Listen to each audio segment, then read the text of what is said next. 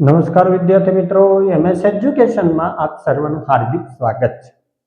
ધોરણ 10 છે, ગણિત વિષય છે, ચેપ્ટર નંબર 1 છે સંખ્યા, વાસ્તવિક સંખ્યાઓ.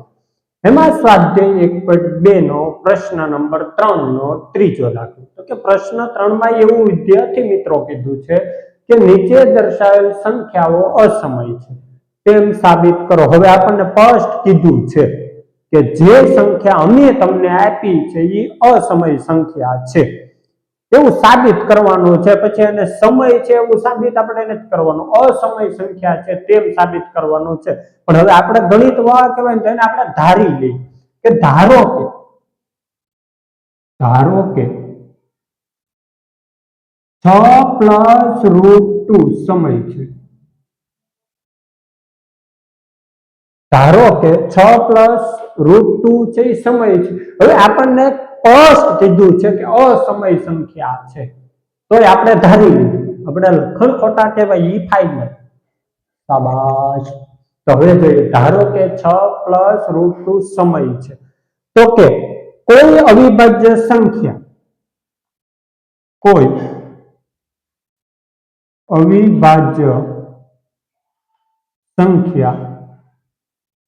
a અને b માટે,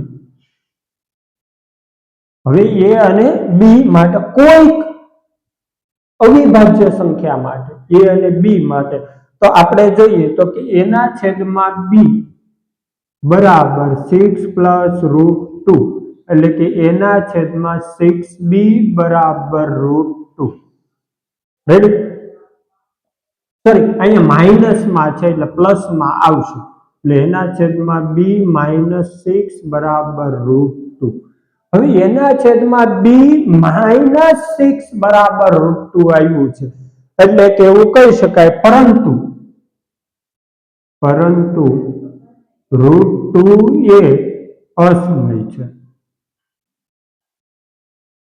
હવે આપણને એટલી તો ખબર છે કે √2 છે એ અસમય સંખ્યા છે એકચ્યુઅલીમાં. તો √2 છે એ અસમય સંખ્યા છે. અહીંયા આપણને એના છેદમાં b - 6 બરાબર √2 મળ્યું, પણ √2 છે એ અસમય સંખ્યા છે, માટે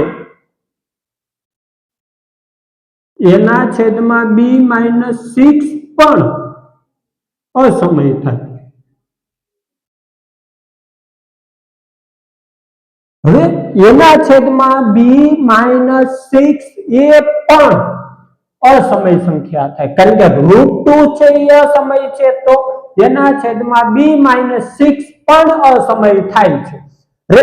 એટલે કે જેથી કરીને આપણી ધારણા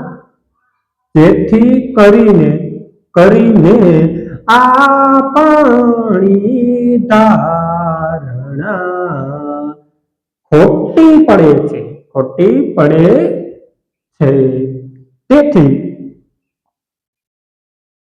6 + √2 અસમય છે. તેથી 6 + √2 છે અસમય છે. જો વિદ્યાર્થી મિત્રો તમને આ વિડીયો પસંદ આવ્યો હોય તો અમારી YouTube ચેનલને લાઈક, શેર, કોમેન્ટ અને સબસ્ક્રાઇબ કરવાનું ભૂલતા નહીં.